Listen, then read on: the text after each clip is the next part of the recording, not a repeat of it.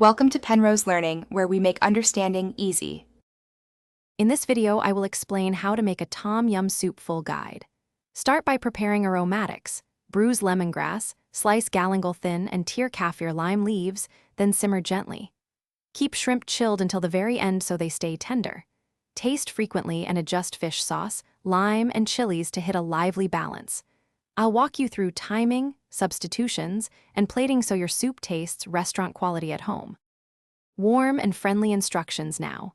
Bruise lemongrass, slice galangal, and tear lime leaves to release oils and aroma.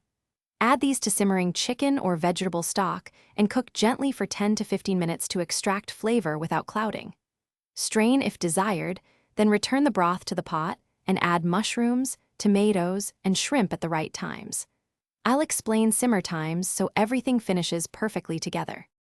If you're finding this helpful, please subscribe and like to support the channel. It really helps. Quick recommendation and a tiny detour.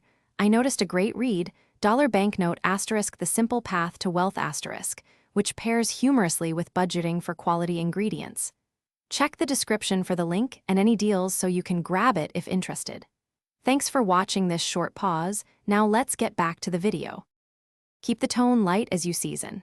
Add fish sauce a little at a time, then lime juice to brighten, and sliced chilies to raise heat. If you prefer a richer tom yum nam khan, stir in a splash of evaporated coconut milk or light cream at the end. Finish with chopped cilantro and scallions, and always taste one last time so acidity, salt, and heat are in perfect harmony before serving. Thanks for watching. If this was helpful, leave a like and consider subscribing. See you next time.